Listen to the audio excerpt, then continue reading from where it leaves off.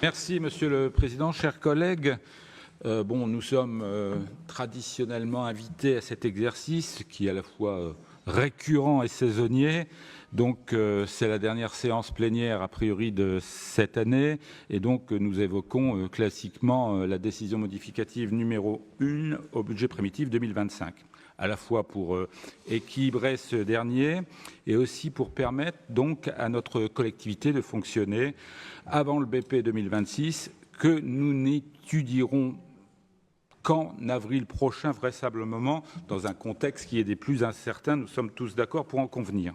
D'abord, parce qu'à ce jour, nous ne savons pas l'effort qui nous sera demandé par l'État dans le cadre du budget 2026.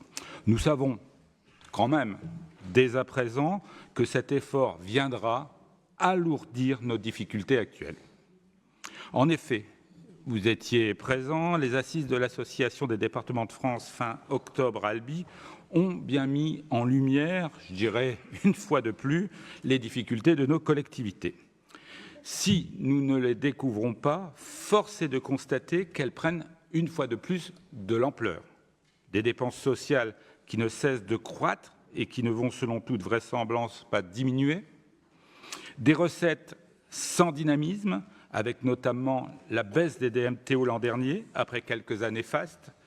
Et enfin, la disparition, malheureusement, de notre autonomie fiscale, avec pour conséquence, nous le savons, un décrochage de l'autofinancement départemental qui fragilise, qui dégrade les budgets d'investissement.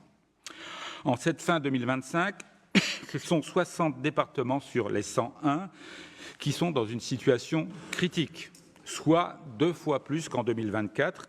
Et malheureusement, évidemment, nous en faisons partie.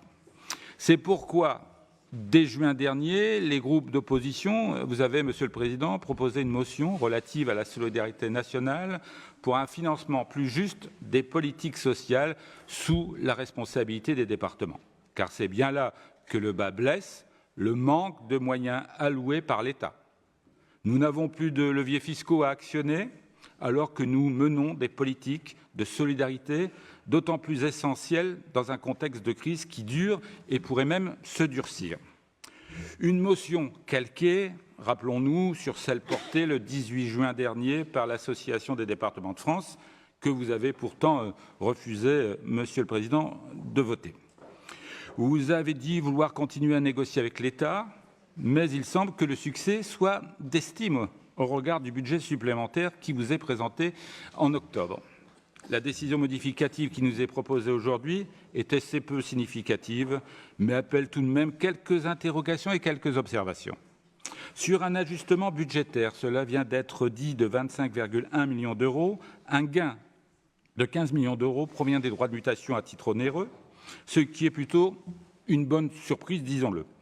Certes, nous sommes loin des montants exceptionnels de 2021 et 2022, mais c'est tout de même positif, notons-le. Si ma mémoire est bonne, l'atterrissage du compte administratif 2024 s'est fait à 318 millions d'euros et l'inscription au BP 2025 était de 355 millions d'euros. J'avais d'ailleurs demandé, au moment de l'étude du budget supplémentaire, quelles étaient les tendances pour cette fin d'année. Le vice-président aux finances avait été très prudent en indiquant qu'après une petite baisse en septembre, il y avait une stabilisation. Je sais bien que nous aurons l'occasion d'en discuter autour du rapport d'orientation budgétaire, mais nous sommes toujours preneurs de premières tendances, si vous en avez. Il semble que 2025 ait permis un certain redressement.